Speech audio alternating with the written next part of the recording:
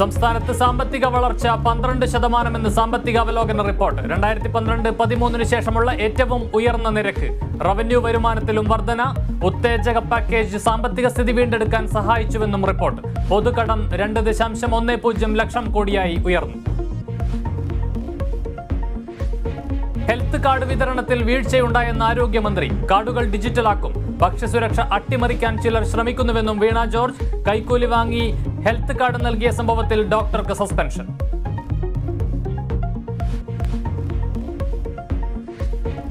KSRTCക്ക് മുന്നറിയിപ്പുമായി ഹൈക്കോടതി. വിരമിച്ച ജീവനക്കാർ മനുഷ്യരാണെന്ന കാര്യം മറക്കരുത്. വിരമിച്ചവർക്ക് ആനുകൂല്യം നൽകാൻ 2 വർഷത്തെ സാവകാശം അനുവദിക്കാനാകില്ലെന്നും കോടതി.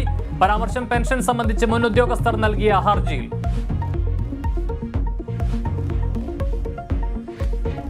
കരുനാഗപ്പള്ളി ലഹരിക്കടത്ത് കേസിൽ നിയമസഭ പ്രക്ഷുബ്ധം. എ ഷാനവാസിനെതിരെ തെളിവില്ലെന്ന് മന്ത്രി MB രാജേഷ്. പാർട്ടി നേതാവിനെ സംരക്ഷിക്കാതെ മന്ത്രിക്ക് ഇരിക്കാനാകാത്ത അവസ്ഥയെന്ന് മാത്യു കുഴൽനാടൻ. ക്ഷുഭിതനായി മുഖ്യമന്ത്രി.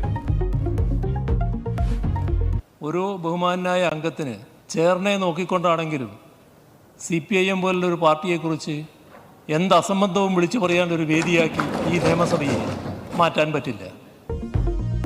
അടിയന്തര പ്രമേയത്തിന് അനുമതിയില്ല. പ്രതിപക്ഷം ഇറങ്ങിപ്പോയി.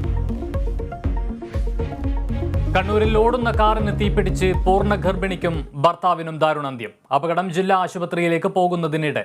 പഴയങ്ങാടി പാലത്തിൽ കാറും സ്കൂട്ടറും കൂട്ടിയിടിച്ച് 2 പേർ മരിച്ചു. മരിച്ചത് ചെറുകുന്ന് പഴയങ്ങാടി സ്വദേശികൾ. അദാനി വിഷയത്തിൽ പാർലമെന്റിൽ പ്രതിപക്ഷ ബഹളം. വിഷയം സംയുക്ത പാർലമെന്ററി സമിതി അന്വേഷിക്കണമെന്ന ആവശ്യം. പ്രതിപക്ഷ ബഹളത്തിൽ ഇരുസഭകളും ഇന്നത്തേക്ക് പിരിഞ്ഞു.